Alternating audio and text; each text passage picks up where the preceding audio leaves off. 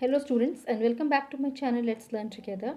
And in today's video I'm going to discuss with you class 10th poem, which is in the textbook First Flight, which I'll be using as the source of reference today.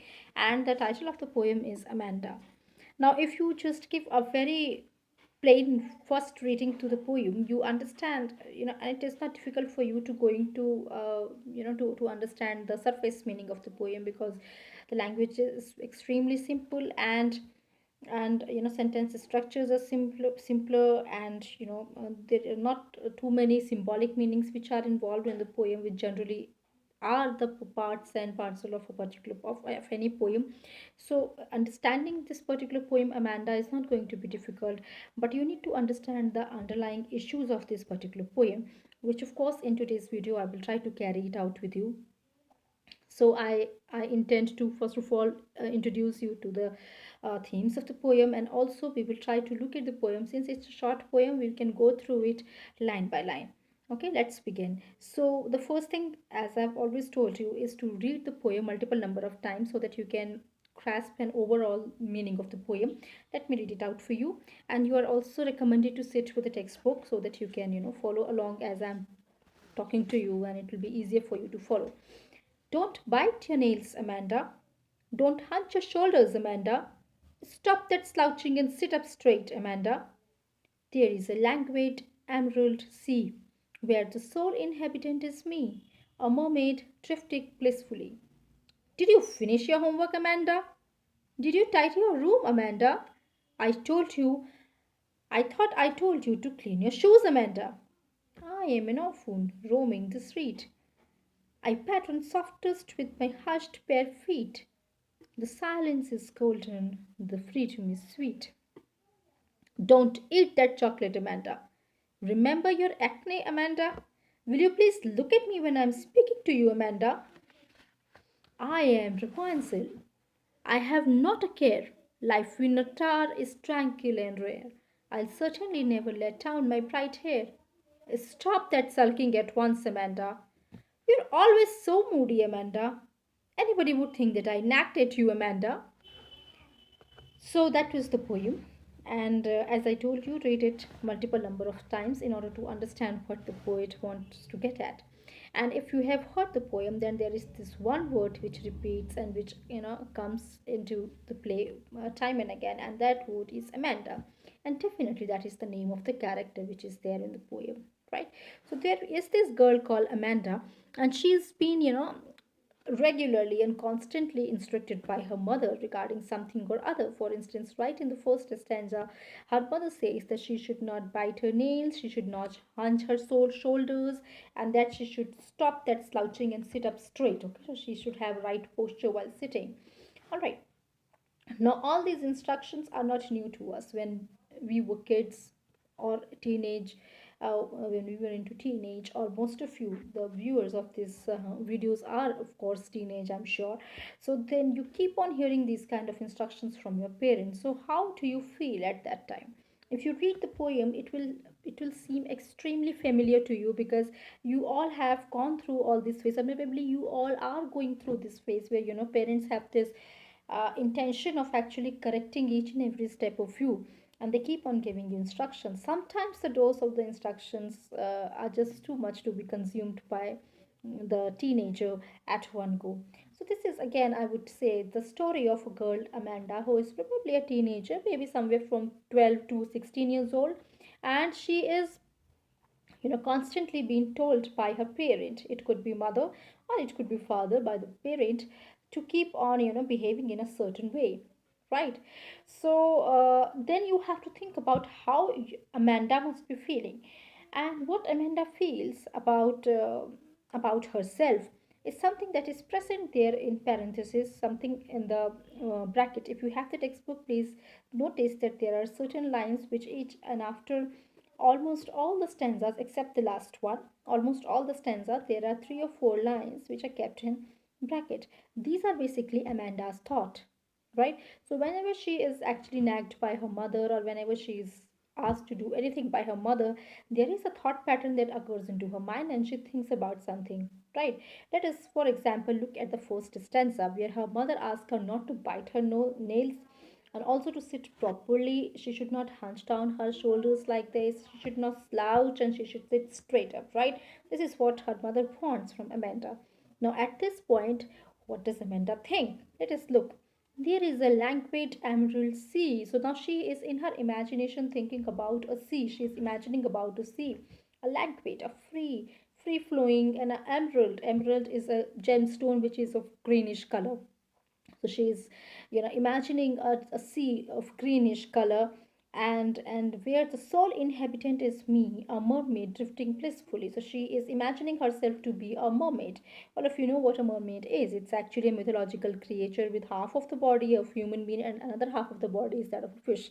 So she's imagining herself to be a beautiful mermaid, drifting and swimming quietly and calmly in a very lightweight and a very beautiful greenish sea, where she has complete freedom to herself, and there is no one who would actually guide her about anything. There is no one who would keep on mentoring her about anything, and the freedom is absolutely, without any restrictions. There are absolutely no restrictions upon her, and she feels so good to be there.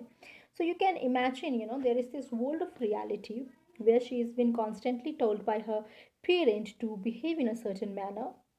In fact, her very little habits are being actually, kind of restricted by her parents. And at the same time, there is this another world of imagination of hers. So where she is absolutely free, she is enjoying the freedom up to no extent, and there is absolutely no foundations on her, right? So you must see that how much difference is there between the world of reality and between the world that she imagines for herself. Okay, let us move on. Did you finish your homework, Amanda? Did you tidy your room, Amanda? I thought I told you to clean your shoes, Amanda. So once again, the parent is asking her to clean her room, to complete her homework, and to clean up her shoes. Right now, probably she has not done it, or maybe she will do it in a while. Maybe she does not want to do it, but Amanda is somewhere down the line. She doesn't like these kind of instructions constantly being poured over her by her parents. So then once again she goes into the world of her own imaginations, where she is actually considering herself a orphan. Okay, now what is an orphan?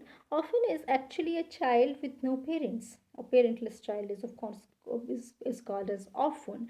So obviously when there are no parents, then there will be no foundations, and she imagines herself to be an orphan who is roaming on the street, and then she can actually feel that dust on the street, uh, on her feet, because she is roaming there bare feet, which means she is roaming on the street without any chappals or shoes on it.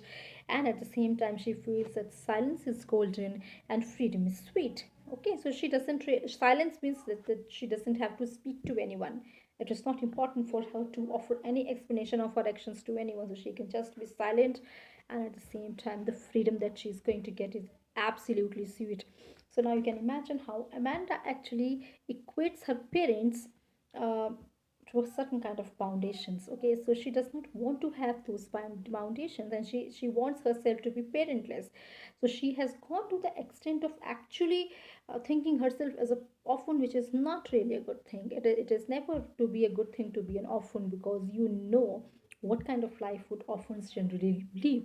It is not really a very happy life. Okay, but then it is in her mind that she associates the condition of being an orphan with actually the condition of staying into a state of absolute freedom, where there are absolutely no restrictions upon her.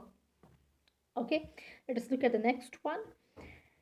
Don't eat that chocolate, Amanda. Remember your acne, Amanda? Will you please look at me when I'm speaking to you, Amanda?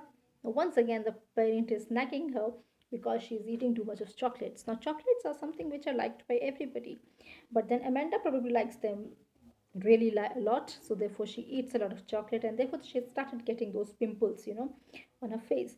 And therefore the parent is saying that she must not eat so much of chocolates because she is going through already a lot of acne on her face, and they are going to eventually increase. Therefore she must avoid taking in so much of chocolate. And at the same time, when the parent is talking to Amanda, then Amanda, it is her duty to look at the parent, because now this tells you that Amanda is not at all interested in listening to her parents, and whenever the parents probably talk to her, she just maybe moves her face somewhere else, and she This is how she taught, she reflects her disinterestedness in the parents.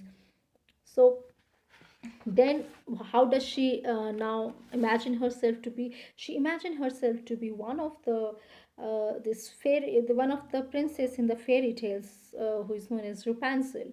Now Rapunzel, let me give I'm sure all of you must be aware of who Rapunzel was, but Rapunzel was actually a she was a princess.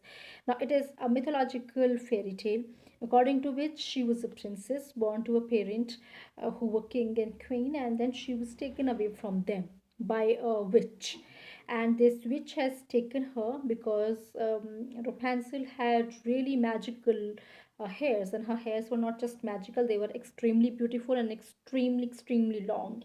So then this witch takes Rapunzel and she keeps her into a tower. Now since Rapunzel was stolen at a very young age, when she was still an infant, she has grown up believing that actually that witch is her mother.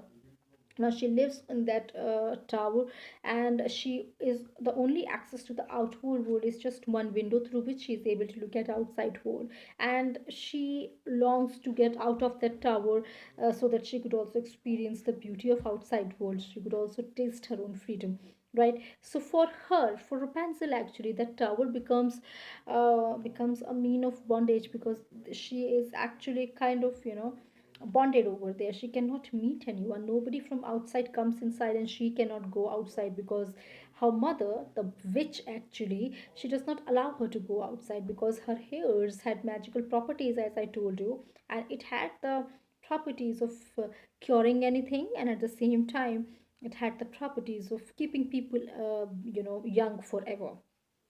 So she wanted all these properties only for herself. The witch wanted all these properties only for herself. Therefore, she had restricted Rapunzel's movement to the outside world by saying that outside world is really bad and they're going to take advantage of Rapunzel, and that they're going to, take away all those beautiful hairs from her. But one day Rapunzel is able to get out of that tower. So for Rapunzel, the outside world is a symbol of freedom, whereas the tower is actually a kind of prison where she has just been bonded. So that is the basic story of Rapunzel. But here, Amanda wants herself to be a Rapunzel, and she wants herself to be closed into a tower where she doesn't really have to deal with anyone. It is just her own world with just she into it, and nobody else should be there. And she is not letting her long hairs outside. There is one more part of the story of Rapunzel, is that whenever the mother, I mean the witch, would go outside, she would often ask Rapunzel to, throw her long hairs from the window to the ground. So the hairs were so long and strong that actually the witch could actually, get hold of those strong hairs, and then sliding down she would come, go into the, or move on to the land. Whenever she would come back once again, she would, you know ask Rapunzel to throw her hairs, and Rapunzel will throw her hairs out of the window, and the mother would just, catch hold of the hairs, and she would climb up the tower, right? So her hairs were the only part of her body which could actually move inside and outside. Apart from her hairs, there was nothing, nothing sort of any kind of freedom was available to her for Rapunzel. But for Amanda, she wants to become a Rapunzel, and she wants to stay into the tower without any contact with outside world, and she would not let her hair for anybody. She would never let them out. Okay, I certainly never let down my bright hair. So look at the word never, which has been italicized there. And the reason is that you need to pay some attention to the word never, because she is not going to come out of her world. So she wants to create a world for herself where she is just there, and there are no people around her who would put any kind of, restrictions upon her life. Is this okay? So let us move on to the last one. And then, in the last stanza she says that, stop that sulking at once, Amanda. You're always so moody, Amanda. Anyone would think that I nagged at you, Amanda. So the last line is definitely satirical, because mother is asking her to, make those long faces, because it happens, when you don't want to do anything, your parents pressurize you to get into any kind of activity which you don't want to carry out, so then you make a very long face, something like this, okay, because you don't want to do something, and you cannot oppose your parents also. So she is also making some kind of face, and then the mother is saying that she should stop sulking at once. And and she also accuses Amanda of being very moody, because Amanda, moody is some people who, some kind of a person who is, sometimes that person would be extremely happy, and another moment very sad, another moment very excited, another moment very anxious, another moment very depressing. So these kind of mood shifts, which are quite sudden, if that happens into a person, then of course we call that person moody. So mother feels that Amanda is very moody, so sometimes she is happy, sometimes she is sad, and at the same time she said anybody would think, if you make that face, that anybody would think that I have actually scolded you. So this has also happened with us most of the times, especially to the times when we were out into the public, maybe in a party, maybe at a neighbor's house, maybe at a relative's house, and the mother would scold you, and if you make that bad face, and the mother will say, no, you have to stop making that face, smile up, because otherwise people will think that I'm a bad mother and I keep on scolding you and nagging you. Similarly, Amanda's mother is also saying that, this kind of face should not be made up by Amanda, because otherwise people will think that the mother is a bad mother. Now, do you feel that Amanda's mother is nagging? Do you feel Amanda's mother is over strict? You need to find this answer for yourself. I'm not going to give you answers to this question. You have to find it for yourself, right?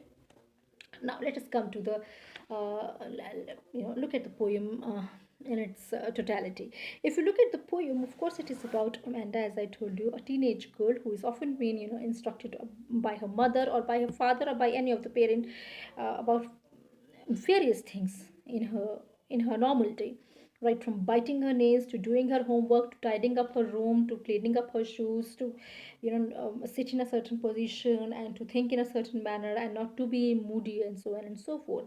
So this is the world of reality, but Amanda certainly does not like it. Therefore, she has created a world of imagination in her own mind. Now, there are three instances where Amanda's, psychological makeup. You have got a kind of peep. You can peep into Amanda's psychological mind, some psychological makeup through three instances. Where once he imagines herself to be a mermaid, another she imagines herself to be an orphan, and another one, last one, is where she imagines herself to be a princess Rapunzel. Now you can imagine, of course, as I've told you, that there's this stark difference between the world of reality and the world of the world of imagination of Amanda. That is one thing. Second important thing you have to understand is that this is why this imaginative world needs to be created at all. Now this is where the main crux of the poem, or the theme of the poem, actually springs up.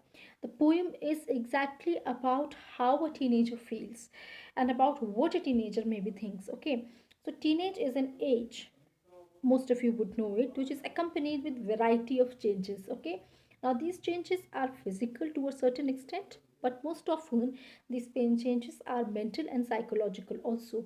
Okay, so if you know anything about teenage, if you know anything, even the basic things that your teachers would have discussed with you in the school, or even if they have not discussed with you, you would have noticed certain changes in your own body. For example, in boys you can feel that there is this heaviness in the voice that increases. Similarly, girls have different kinds of development altogether. Boys have different kinds of physical development.